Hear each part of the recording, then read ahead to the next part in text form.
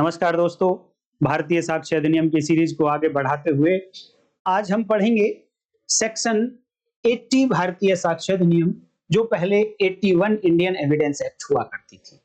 दोस्तों, ये जो हमारा चैप्टर नंबर 5 है, इसका लास्ट सब चैप्टर चल रहा है प्रिजम्पशन एज टू डॉक्यूमेंट, दस्तावेजों के बारे में उपधारणाएं। देखिए, जब जब उपधारणा का क्वेश्चन आप लोगों के सामने आए तो आप लोगों को बिल्कुल क्लियर रहना है इस बात पर कि उपधारणा बिना दो टाइप के फैक्ट्स के नहीं हो सकती। जब भी प्रिजम्पशन की बात आएगी तो एक फंडामेंटल फैक्ट आपके पास होना चाहिए और एक दूसरा फैक्ट होना चाहिए टू बी प्रिज्यूम्ड, जिसको प्रिज्यूम किया जाना है कोर्ट के द्वारा। दो फैक्ट आप लोगों के पास होने चाहिए, एक फंडामेंटल फैक्ट होना चाहिए और दूसरा होना चाहिए एक fact to be proved, to be presumed. अर्थात एक फैक्ट ऐसा होगा कि ये तो बेसिक फैक्ट है, इसको तो प्रूव करना ही पड़ेगा with evidence, with other material, जिसके आधार पर कोर्ट डिसाइड कर सके कि हाँ, इस फैक्ट की एग्जिस्टेंस है या नहीं है। मतलब इन प्रॉपर मैनर इस फैक्ट को प्रूव करना पड़ेगा, और जब ये फैक्ट प्रूव हो जाएगा देन कहा जा सकता है कि court shall presume this another fact without seeking any evidence। ये प्रिजम्पशन के बारे में आपको हर समय अपने माइंड में बैठा के रखना और ध्यान देना कि जब जब आप प्रिजम्पशन पढ़ें, स्पेशल एक्ट्स में बहुत बड़ा रोल है प्रिजम्पशंस का। आप जब एनडीपीएस एक्ट पढ़ेंगे, जब आप पीएमएलए पढ़ेंगे, जब आप प्रिवेंशन ऑफ करप्शन एक्ट पढ़ेंगे, आप बहुत सारे स्पेशल एक्ट्स पढ़ेंगे जहां पर प्रिजम्पशंस का बहुत ही ज्यादा रोल रहता है। और अगर आप प्रिजम्पशंस को पढ़ना नहीं सीखे तो आप समझ लीजिए फिर उन स्पेशल एक्ट्स में आप कुछ नहीं कर पाएंगे, आप गलतियां ही करेंगे और प्रैक्टिस तो आपकी फेल ही हो जाएगी। फिर प्रिजम्पशंस इतनी इंपॉर्टेंट हैं, स्पेशली स्पेशल एक्ट्स के बारे में। तो मैंने बताया कि आपको एक फंडामेंटल फैक्ट्स को आप छांट लीजिए। जब भी आप प्रिजम्पशन पढ़ें तो पहले लिखिए बाकायदा पढ़ने के बाद कि ये फंडामेंटल फैक्ट्स हैं और ये हैं, ये हैं, ये हैं। इनके लिए चेक करिए कि क्या प्रोसिक्यूशन ने एविडेंस दी है, क्या एविडेंस के थ्रू बियॉन्ड रीजनेबल डाउट इनको प्रूव कर दिया है। देन आप एक और लिस्ट बनाइए टू बी प्रिज्यूम कि इनको इनको इनको प्रिज्यूम कर लेगी कोर्ट। और फैक्ट्स के बारे में भी बड़ी प्रॉब्लम है दोस्तों। आज मैं आपको दिखाऊंगा कि क्या प्रॉब्लम है, किस तरीके से उस प्रॉब्लम को सॉल्व किया जाएगा। और आज की जो सेक्शन है, सेक्शन 80, यहां पर जो वर्ड्स यूज होंगे, एक्सप्रेशंस यूज होंगे, उनके मीनिंग भी हम देखेंगे, जैसा कि हमने लास्ट वीडियो में भी डिटेल से देखा था। तो आज की वीडियो का हेडिंग है, सेक्शन 80 का हेडिंग है presumption as to gazette, presumption as to newspapers, presumption as to other documents. Heading में तो केवल और केवल 3 टाइप की बातें लिखी और यहां पर ईटीसी और लिख दिया है साथ। इट मींस ये कुछ डॉक्यूमेंट हैं जिनके बारे में प्रिजम्पशन की बात करती है सेक्शन 80। तो यहां आपको मैं समझने के कॉन्सेप्ट से बता देता हूं, इसके 2 पार्ट हैं। दोनों पार्ट को अलग अलग करके मैंने लिखा है, लेकिन बेयर एक्ट में जब ये लिखे गए हैं तो इस तरीके से मिंगल्ड हो जाते हैं, एक दूसरे के साथ अटैच हो जाते हैं कि उनको आप डिवाइड कर पाए इजीली इतना आसान होता नहीं है, बट मैंने उनको अलग अलग करके दिखाया है। तो पहले पार्ट में 3 बातें हैं, 3 टाइप के डॉक्यूमेंट हैं, और जो सेकंड पार्ट है वहां पर 1 टाइप का डॉक्यूमेंट है। और वो 1 टाइप का डॉक्यूमेंट लिखने में है, बट जब आप प्रैक्टिकली जाएंगे तो बहुत सारे डॉक्यूमेंट हो सकते हैं। तो आपको याद रखने के उद्देश्य से कि पहले पार्ट में 3 टाइप के डॉक्यूमेंट एंड दूसरे पार्ट में एक ही डॉक्यूमेंट है, बट देखेंगे वो क्या डॉक्यूमेंट है। लैंग्वेज देखिए क्या कहती है, द कोर्ट शैल प्रिज्यूम, शैल, शैल का मतलब मैंडेटरी है, कोर्ट के पास डिस्क्रिशन नहीं है कि मैं एक फैक्ट की प्रिजम्पशन करूं या ना करूं, उनको प्रिज्यूम करना ही पड़ेगा। प्रिज्यूम करना पड़ेगा, इसका मतलब क्या है ये मैं लास्ट वीडियो में भी बता चुका हूं, अभी आप कमेंट करके बताएंगे। डिटेल में वीडियो पढ़ा चुका हूं, वो आप लोगों ने जरूर देख ली होगी। अगर नहीं देखी है तो चलो इस वीडियो के डिस्क्रिप्शन में उसका लिंक मैं आपको प्रोवाइड कराऊंगा। तो कोर्ट शैल प्रिज्यूम, कोर्ट को प्रिज्यूम करना ही पड़ेगा, but what, the genuineness, genuineness. यहां पर ये जेन्युइननेस वो फैक्ट है जो फैक्ट टू बी प्रिज्यूम्ड है, जो मैंने दूसरी साइड में बताया था। अब जेन्युइननेस किसकी, genuineness of every document. But ये सभी डॉक्यूमेंट में कौन कौन डॉक्यूमेंट होंगे उनको फर्दर एक्सप्लेन किया, और वो है 3 टाइप के document. Every document purporting to be the official gazette, purporting to be a newspaper, purporting to be journal। ये 3 टाइप के डॉक्यूमेंट हैं एवरी डॉक्यूमेंट में। अगर ये 3 टाइप के डॉक्यूमेंट कोर्ट के सामने प्रोड्यूस किए जाते हैं तो court shall presume their genuineness. इनके बारे में अगर एक बार प्रोड्यूस कर दिए गए हैं ये न्यूज़पेपर, ये ऑफिशियल गजट या फिर ये जर्नल, तो इनकी असलियत, इनकी जेन्युइननेस के बारे में क्वेश्चन नहीं उठाया जाएगा। जेन्युइननेस क्या होती है इसके ऊपर थोड़ा सा मैं आपको बताने की कोशिश करूंगा, बट पहले हम यहाँ देखते हैं कि जितनी भी प्रिजम्पशंस की सेक्शंस आप देख रहे होंगे तो उनमें जो पहला उनमें जो डॉक्यूमेंट लाया जा रहा है वो दिखाया जा रहा है कि वो गजट है, वो दिखाया जा रहा है कि न्यूज़पेपर है, वो दिखाया जा रहा है कि वो जर्नल है। क्लेम किया जा रहा है, ऐसा शो किया जा रहा है कि इन 3 में से कोई एक डॉक्यूमेंट है। Then court shall presume its genuineness. इसकी सत्यता के बारे में क्वेश्चन नहीं उठाएंगे, इसलिए इसकी असलियत, सत्यता वर्ड यूज नहीं करना आपको, इसकी असलियत, जेन्युइननेस की हिंदी भी आप देख लेना, इस पर क्वेश्चन कोर्ट नहीं उठा सकती, उसको मानेगी कि ये हाँ जेन्युइन है। ये है दोस्तों पहला पार्ट।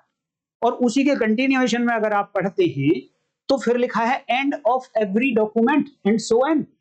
तो उसके आगे मैंने फिर से इसको डिवाइड करके लिखा है जिससे आपको समझ आ जाए दूसरा पार्ट कहता क्या है। दूसरा पार्ट शुरू कहां से करेंगे? The court shall presume, again वहीं से, the court shall presume the genuineness, again वही, but genuineness of what? Every document. आप देख रहे होंगे अभी तक सेम है, क्योंकि आप पढ़ के देखना लैंग्वेज, उसका मतलब यही है। The court shall presume the genuineness of every document, but ये डॉक्यूमेंट कैसा है जो सेकंड पार्ट में दिखाया जा रहा है? purporting to be a document directed by any law, directed by any law to be kept by any person। अब सेकंड पार्ट में जब आपने देखा तो यहां का डॉक्यूमेंट एक ऐसा डॉक्यूमेंट है जिसका कोई पर्टिकुलर नाम नहीं दिया गया है। सेक्शन 80 में इस सेकंड टाइप वाले डॉक्यूमेंट का कोई पर्टिकुलर नाम नहीं है, उसमें सिंपल ये कह दिया है कि ये एक ऐसा डॉक्यूमेंट है, ये एक ऐसा डॉक्यूमेंट है, अर्थात कुछ भी हो सकता है, बट इस डॉक्यूमेंट को आगे एक्सप्लेन किया कि इसके बारे में डायरेक्शन है लॉ की कि इसको कोई एक पर्सन अपने पास रखेगा। अर्थात किसी पर्सन के पास ये डॉक्यूमेंट क्यों है? क्योंकि लॉ की डायरेक्शन ऐसी है कि ये एक पर्टिकुलर पर्सन के पास होना चाहिए। तो सेकंड पार्ट जो है 80 का, वो ऐसे डॉक्यूमेंट की जेन्युइननेस के बारे में प्रिज्यूम करने के लिए कहता है। तो यहां पर तो बहुत सारे डॉक्यूमेंट हो सकते हैं ना, क्योंकि नाम नहीं है डॉक्यूमेंट का, एक जनरलाइज कर दिया कि एक डॉक्यूमेंट है, बट जिस पर्सन के पास ये डॉक्यूमेंट है वो ऐसे ही नहीं है हवा में, लॉ की डायरेक्शन है कि ये एक पर्टिकुलर पर्सन के पास होना चाहिए। जैसे कि अगर कोई रजिस्टर्ड डॉक्यूमेंट है तो वो किसके पास होना चाहिए? लॉ की डायरेक्शन क्या है कि सब रजिस्ट्रार के पास एक कॉपी उसकी होनी चाहिए। सब रजिस्ट्रार का रिकॉर्ड है, रजिस्टर है, वो बुक्स हैं, जो 4 बुक्स होती हैं रजिस्ट्रार के पास, वो रजिस्ट्रार के पास ही क्यों है? क्योंकि रजिस्ट्रेशन एक्ट सेक्शन 51 की डायरेक्शन। तो किसी पर्सन के पास ये जो डॉक्यूमेंट है सेकंड पार्ट का, ये इसलिए है क्योंकि लॉ की डायरेक्शन थी कि उसके पास होना चाहिए। तो ऐसे डॉक्यूमेंट की जेन्युइननेस को भी मानेगा कोर्ट, बट इसके साथ में कंडीशन है। दोस्तों ध्यान देना कि दूसरे पार्ट में 3 कंडीशंस हैं, जिनमें से एक कंडीशन है कि वो एक ऐसा डॉक्यूमेंट है जो किसी पर्सन के पास लॉ की डायरेक्शन से है, एंड दूसरी condition, and if such document is kept substantially in the form required by law.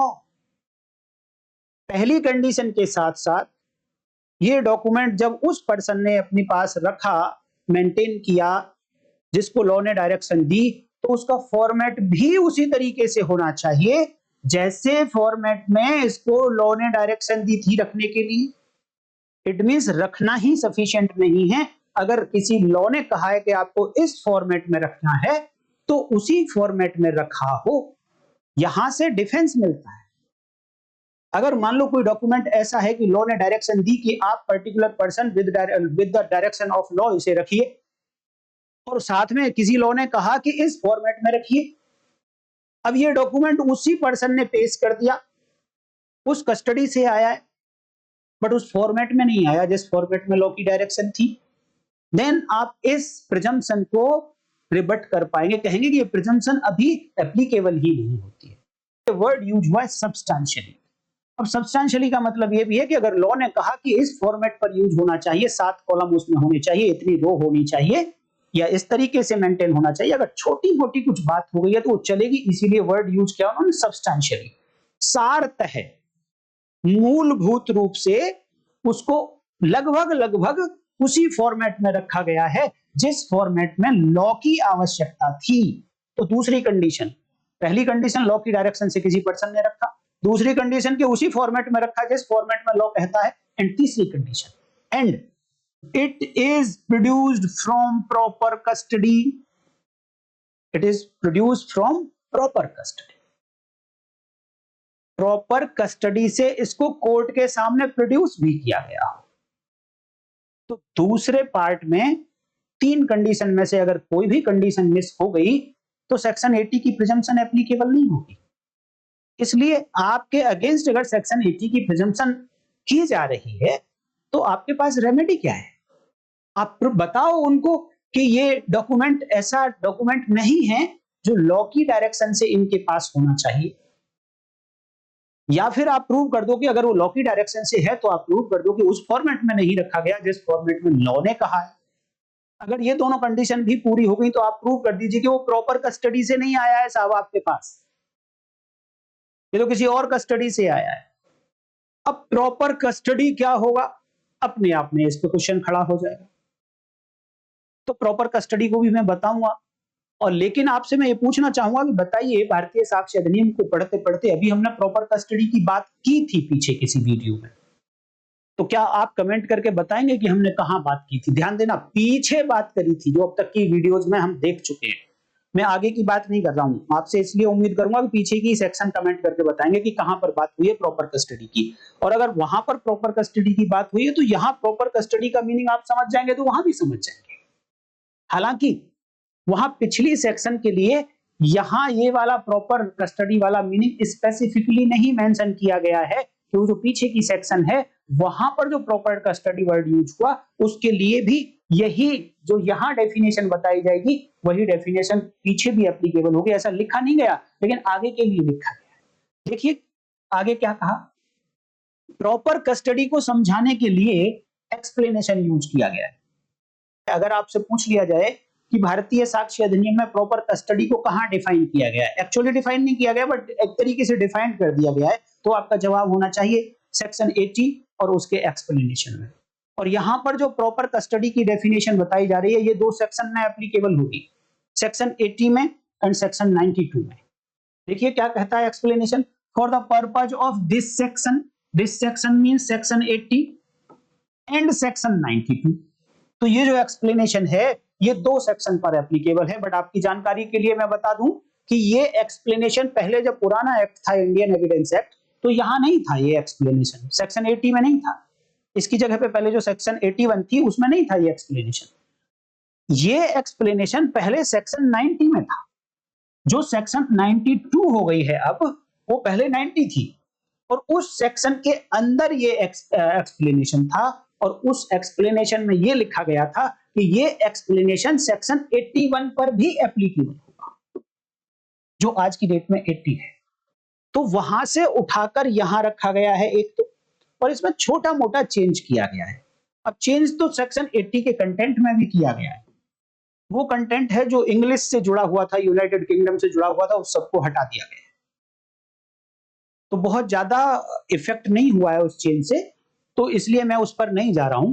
मैं आपको अब समझाना चाहता हूं कि सेक्शन 80 में एंड सेक्शन 92 में जब प्रॉपर कस्टडी या कस्टडी प्रॉपर वर्ड मिले आपको, तब आप क्या मीनिंग निकालेंगे और कब कहेंगे कि ये प्रॉपर कस्टडी से ही प्रोड्यूस किया गया है। तो इन दोनों सेक्शंस के पर्पज से document is said to be in proper custody. किसी भी दस्तावेज को कहा जाएगा कि ये प्रॉपर कस्टडी में है। कब कहा जाएगा प्रॉपर कस्टडी में है? If it is in the place in which such document is required to be kept. ध्यान देना, यहां पर पहली कंडीशन ये बताई गई। अच्छा, यहां पर दो कंडीशन है, ये भी ध्यान रखना आप, दो कंडीशन। पहली कंडीशन में ये बताया गया कि ये डॉक्यूमेंट उसी प्लेस पर रखा हुआ है जिस प्लेस पर रखा हुआ होना आवश्यक था। दूसरी condition plus and it is looked after by the person with whom such document is required to be kept। तो ये जो वर्ड्स हैं such document is required to be kept, यहां पर कॉमन है, तो इनको बेयर एक्ट में एक ही बार लिखा गया है और यहां से उठाकर यहां रखा गया है। तो बेयर एक्ट की लैंग्वेज है if it is in the place in which comma and looked, इसकी जगह पर and looked after by the person with whom such document is required to be kept। दो कंडीशन जब तक पूरी नहीं होंगी तब तक प्रॉपर कस्टडी पूरी नहीं होगी। पहला एक प्लेस, प्रॉपर कस्टडी के लिए एक प्लेस और एक पर्सन। तो प्लेस ऐसा जहां पर रखा जाना चाहिए था, आवश्यकता थी इसके रखे होने की, और पर्सन ऐसा कि जिसकी कस्टडी में रखा हुआ होना चाहिए, जिसके पास रखा हुआ होना आवश्यक था इस डॉक्यूमेंट का। अगर ये दोनों कंडीशन पूरी हो जाती हैं तब कहा जाएगा कि ये पर्सन ये डॉक्यूमेंट प्रॉपर कस्टडी में रखा हुआ था। और सेक्शन क्या कहती है, सेक्शन 80, कि प्रॉपर कस्टडी से प्रोड्यूस किया गया हो। इट मींस अभी तक तो एक्सप्लेनेशन कहता है कि प्रॉपर कस्टडी में रखा गया था, तो अभी क्या प्रोड्यूस नहीं किया जाना चाहिए? प्रोड्यूस किया जाना चाहिए। And is produced from proper custody, तो ये बात पूरी हो जाएगी अगर एक्सप्लेनेशन की दोनों कंडीशंस पूरी हो जाती हैं। तो एक्सप्लेनेशन में दो बातों को समझाया गया है। एक तो प्रॉपर कस्टडी क्या होगा इसको समझाया गया, एक दूसरा समझाया गया कि एक ऐसी कस्टडी भी है जिसे आप इम्प्रॉपर नहीं कह पाएंगे। देखो कितना ट्रिकी रहता है लॉ। एक ऐसी कस्टडी भी समझाई गई एक्सप्लेनेशन में जिसे आप इम्प्रॉपर नहीं कह पाएंगे।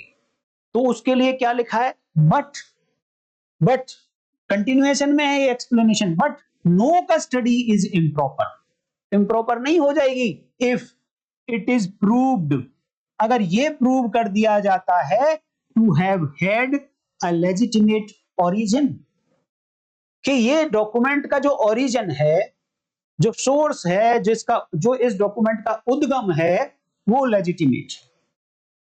लेजिटिमेट का मतलब विधि सम्मत है। विधि ने कहीं ना कहीं, कानून ने उसको अलाउ किया था, ऐसा ओरिजिन जहां से ये आया है वहां पर उस डॉक्यूमेंट का होना कहीं ना कहीं लॉ ने अगर परमिट किया हुआ था, किसी भी लॉ ने, और वहां से अगर डॉक्यूमेंट आया है तो आप कह सकते हैं, और ये प्रूव कर दिया गया है कि इसका विधि सम्मत ओरिजिन है, विधि सम्मत उद्गम है, तो कस्टडी को आप इम्प्रॉपर नहीं कह सकते। इस बात से कि पीछे वाली दो कंडीशंस पूरी नहीं हुई थी। तो ये तीसरा तरीका बताया है कि इम्प्रॉपर नहीं होगी वो कस्टडी, चाहे प्रॉपर है या नहीं। भैया कोई बात नहीं, प्रॉपर तो दो कंडीशन से होगा, बट ये कंडीशन भी अगर पूरी है तो इम्प्रॉपर नहीं होगा। और इम्प्रॉपर में भी दो बात है, एक बात तो ये होगी कि लेजिटिमेट ओरिजिन प्रूव कर दिया गया, और नो कस्टडी, अगेन मैंने आपको समझाने के लिए, no custody is improper if the circumstances of the particular case are such as to render that origin probable. अगर ओरिजिन लेजिटिमेट नहीं भी है लेकिन उस केस के, पर्टिकुलर केस के सर्कमस्टांसेस, परिस्थितियां ऐसी हैं कि वो अधिसंभाव्य बना देती हैं इसके उद्गम को, इसकी ओरिजिन को प्रोबेबल कर देती है, संभावना कर देती हैं कि हां ऐसा ही हो। फॉर एग्जाम्पल, अगर कोई व्यक्ति एक प्रॉपर्टी में रह रहा है और वो व्यक्ति कोर्ट में लाकर अपनी सेल डीड प्रोड्यूस कर देता है, तो क्या आप इस प्रोडक्शन को कहेंगे कि ये प्रॉपर कस्टडी से प्रोडक्शन हुआ है सेल डीड का? पहली जो कंडीशन है एक्सप्लेनेशन की, आप इसमें देखिए मैं आपको रिक्वायरमेंट पर जोर दे रहा था कि document is required to be kept, such document is required to be kept by law नहीं है, केवल वहां पर होना चाहिए। आवश्यकता है कि उस व्यक्ति के पास होनी चाहिए। अगर कोई व्यक्ति किसी प्रॉपर्टी का मालिक है तो आवश्यकता यह है, रिक्वायरमेंट यह है कि उसके पास एक सील डीड उस डॉक्यूमेंट की, उस प्रॉपर्टी की होनी चाहिए। कोई ओनरशिप का डॉक्यूमेंट उस पर्सन के पास होना चाहिए। तो वो डॉक्यूमेंट आवश्यकता से ऐसे प्लेस पर है और ऐसे पर्सन की कस्टडी में है, लुक आफ्टर में है। और अगर ऐसी जगह से वो डॉक्यूमेंट पेश किया गया है तो कहा जाएगा कि वो डॉक्यूमेंट प्रॉपर कस्टडी से पेश किया गया है। लेकिन क्या केवल और केवल प्रॉपर कस्टडी से पेश कर देना मात्र ये उस डॉक्यूमेंट की जेन्युइननेस को प्रिज्यूम करने के लिए कोर्ट को बाउंड कर देगा क्या? है भैया? उसके लिए क्या था? उसके लिए 3 कंडीशन आपको शो करनी है। केवल और केवल प्रोडक्शन प्रॉपर कस्टडी से हुआ है तो कंफ्यूज मत हो जाना कि जेन्युइननेस कोर्ट को प्रिज्यूम करनी पड़ेगी, नहीं।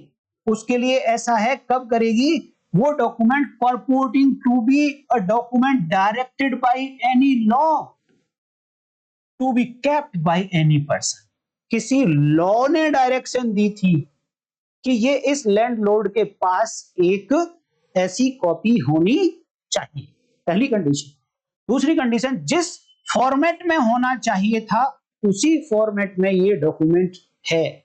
और तीसरी कंडीशन, प्रॉपर कस्टडी से प्रोड्यूस किया गया है, देन ऐसे डॉक्यूमेंट की प्रिजम्पशन को, ऐसे डॉक्यूमेंट की जेन्युइननेस को कोर्ट प्रिज्यूम करेगी। तो अब आप देख लीजिए कि ये जो डॉक्यूमेंट था, जो एक प्राइवेट पर्सन ने अपनी सेल डीड अपनी कस्टडी से, जबकि उस प्रॉपर्टी में रह रहा है, कोर्ट में पेश की है, तो क्या इसकी ये तीनों कंडीशन होती हैं? मैं आपके कमेंट का इंतजार करूंगा, और अगर पूरी होती है तो कोर्ट प्रिज्यूम करेगा या नहीं करेगा, आप बताइए।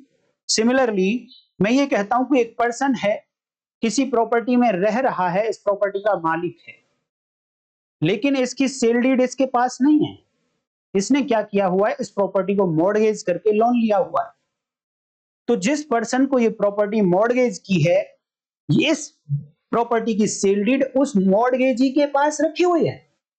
और जब कोर्ट में लाने की बात की गई तो उस मॉर्गेजी ने कोर्ट में प्रोड्यूस की इस ऑनर के बिहाफ पर। तो अब आप बताइए, क्या ये सेल डीड ये प्रॉपर कस्टडी से पेश की गई है कोर्ट में?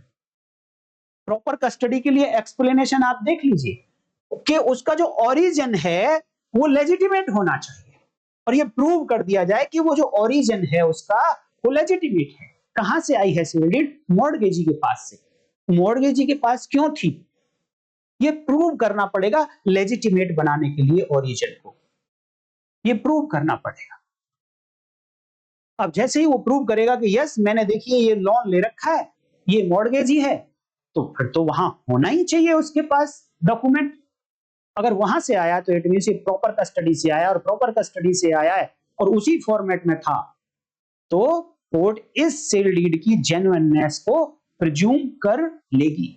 एक और एग्जांपल, कि मान लो एक पर्सन के पास कई सारी प्रॉपर्टीज हैं, वो अपने डॉक्यूमेंट को घर में नहीं रखना चाहता, उसने किसी पर्सन के पास सिक्योर रख दिया उसको, कहा कि तुम मेरे डॉक्यूमेंट्स की सेफ्टी करोगे, मेरे पर डॉक्यूमेंट्स को आप अपनी सिक्योरिटी में रख लो, जब मैं कहूं तब मुझे दे देना। अब डॉक्यूमेंट बताया कोर्ट, इस लैंड ये इस ओनर ने, प्रॉपर्टी ओनर ने बताया कि मेरा डॉक्यूमेंट उस पर्सन के पास सेफ्टी में रखा हुआ है। कोर्ट ने ऑर्डर किया कि आप प्रोड्यूस करिए, उस पर्सन ने कोर्ट में प्रोड्यूस कर दिया, तो क्या ये प्रॉपर कस्टडी से प्रोड्यूस हुआ है? यस, प्रॉपर कस्टडी से प्रोड्यूस हुआ है। तो प्रॉपर कस्टडी को समझना, प्रॉपर कस्टडी को समझना इंपॉर्टेंट है, क्योंकि ये कई सेक्शंस में यूज होगा, इससे अगली सेक्शन में भी यूज होगा। अब मैं लेकर चलता हूं आपको जेन्युइननेस के ऊपर, के जेन्युइननेस के बारे में थोड़ी जानकारी होनी चाहिए। जेन्युइननेस का क्या मतलब है? मैं ये कहता हूं, थोड़ी देर के लिए मान लीजिए कि वो एक डॉक्यूमेंट जो सेल डीड थी, अभी हम जिसकी बात कर रहे हैं, मैंने ये कहा कि अगर ये सेल डीड किसी लॉ की डायरेक्शन से किसी पर्सन के पास थी, किसी लॉ की डायरेक्शन से एक पर्टिकुलर फॉर्मेट में थी, फिर वही उसी पर्सन प्रॉपर कस्टडी से इसको कोर्ट में पेश कर दिया गया, तो अब इसकी जेन्युइननेस को कोर्ट प्रज्यूम कर लेगी। तो जेन्युइननेस को प्रज्यूम करने का क्या मतलब है? क्या इसके अंदर जो कंटेंट लिखे हैं उनको सत्य मान लेगी? आप अपने माइंड को थोड़ा सा इधर फोकस करिए, इधर। जब जब जेन्युइननेस की बात आए, क्योंकि पिछली सेक्शंस में भी जेन्युइननेस की बात हुई है, तो आप कंफ्यूज हो सकते हैं कोर्ट में प्रैक्टिकल में जब जाएंगे। जेन्युइननेस का मतलब ट्रुथ नहीं है, ट्रुथ ऑफ द कंटेंट नहीं है। आपको समझ में आ जाएगा, सेक्शन 27 भारतीय साक्ष्य अधिनियम पढ़िए और वहां पर जाकर देखिए कि किस बात को प्रूव करने के लिए प्रीवियस जुडिशियल प्रोसीडिंग्स में दी गई एविडेंस रिलेवेंट बताई जा रही है। किस बात को प्रूव करने के लिए, कमेंट करके आप बताएंगे, सेक्शन मैंने पढ़ा रखी है। किस बात को प्रूव करने के लिए वहां सेक्शन 27 में प्रीवियस जुडिशियल प्रोसीडिंग में दी गई एविडेंस को यहां रिलेवेंट बताया जा रहा है, जो कहीं ना कहीं पिछली सेक्शन से भी कनेक्टेड। तो जेन्युइननेस का मतलब सच नहीं है कि इस डॉक्यूमेंट के अंदर जो कंटेंट लिखे आप उनको सही मान रहे हैं। कोर्ट उनको प्रिज्यूम कर लेगा कि ये फैक्ट सही लिखे हैं, नहीं। उन फैक्ट्स को तो जो सील डीड के अंदर लिखे गए उनको तो एविडेंस से प्रूव करना पड़ेगा कि ये सच है। फॉर एग्जाम्पल, कि मान लो एक डॉक्यूमेंट है, प्रॉपर कस्टडी से प्रूव किया गया, उसी पर्सन से आया है जहां पर वो रखा हुआ होना चाहिए था, उसी फॉर्मेट में है, और मान लेते हैं कि वो एक एफआईआर। एफआईआर क्या है? ये एक ऐसा डॉक्यूमेंट है जो लॉ की डायरेक्शन से पुलिस ऑफिसर के पास होना चाहिए था, स्टेशन हाउस ऑफिसर के पास होना चाहिए। एक पर्टिकुलर फॉर्मेट है, स्टेट गवर्नमेंट ने फॉर्मेट बनाया हुआ कि इस फॉर्मेट पे एफआईआर रजिस्टर होगी। अब प्रॉपर कस्टडी से प्रोड्यूस कर दिया गया। अब उस एफआईआर के अंदर कुछ कई सारे कंटेंट लिखे हैं। सपोज ये चोरी का मैटर है। अब चोरी के मैटर में जो कंप्लेनेंट था उसने एलिगेशन लगाया हुआ है कि मैं XYZ, sun of so and so, resident of so and सो, ये आरोप लगाता हूं कि मेरी घड़ी इस डेट पर PQR ने चोरी कर ली है। ये उस एफआईआर के कंटेंट है। अब क्योंकि ये एक ऐसा डॉक्यूमेंट है जो लॉ की रिक्वायरमेंट से सेक्शन 80 का सेकंड पार्ट है, ये ऑफिशियल गजट तो है नहीं, न्यूज़पेपर नहीं है, जर्नल नहीं है, तो फर्स्ट पार्ट में तो आएगा नहीं, लेकिन हाँ सेकंड पार्ट में आ जाएगा, क्योंकि लॉ की रिक्वायरमेंट से इसको रखा गया है, उसी फॉर्मेट में रखा गया है। और जब ये कोर्ट में जाएगा तो प्रॉपर कस्टडी से जाएगा, पुलिस जहां होना चाहिए था वहीं से आया है। तो क्या, अब पहली बात, इस एफआईआर के बारे में कोर्ट सेल्फ प्रिज्यूम की ये जेन्युइन है, बट क्या इसके अंदर लिखे गए कंटेंट्स को भी सत्य मान ले, जेन्युइन मान ले? तो आपको कंफ्यूज नहीं होना जेन्युइननेस के बारे में। यहां डॉक्यूमेंट को जेन्युइन माना जा रहा है, डॉक्यूमेंट इज एफआईआर, एफआईआर के कंटेंट को जेन्युइन नहीं माना जा रहा है। एफआईआर का जेन्युइन क्या क्या माना जाएगा भाई? फिर जब कंटेंट को नहीं मान रहे हैं जेन्युइन, तो फिर क्या जेन्युइन मान रहे हैं डॉक्यूमेंट में? हाँ, देखिए ये बात कि कंप्लेनेंट पुलिस स्टेशन आया, जेन्युइन आया। कंप्लेनेंट, सॉरी इंफॉर्मेंट, इसने पुलिस ऑफिसर को अपना स्टेटमेंट दिया, जेन्युइन। पुलिस ऑफिसर ने उसको रिड्यूस इनटू राइटिंग किया, जेन्युइन। उस स्टेटमेंट का सब्सटेंस पुलिस ऑफिसर ने स्टेट गवर्नमेंट द्वारा रखे गए फॉर्मेट पर लिखा, जेन्युइन। ये इतनी सारी बातों के बारे में, इतने सारे फैक्ट्स के बारे में जेन्युइननेस को प्रिज्यूम करेगा, ना कि इसके अंदर लिखे गए कंटेंट को प्रूव जेन्युइन मानेगी कोर्ट। इस सेक्शन में कंटेंट को तो प्रूव करना पड़ेगा। क्या प्रूव करना पड़ेगा? अब यहां पर जो इंफॉर्मेंट था उसने बोला मैं XYZ, तो आप प्रूव करिए कि यू आर XYZ। कैसे मान लेगी कोर्ट की यू आर XYZ? भाई आप अपना कोई डॉक्यूमेंट दिखाइए, फोटो आइडेंटिटी दिखाइए, फिर कहता है I am son of so and so, तो प्रूव करिए आप you are son and so of so.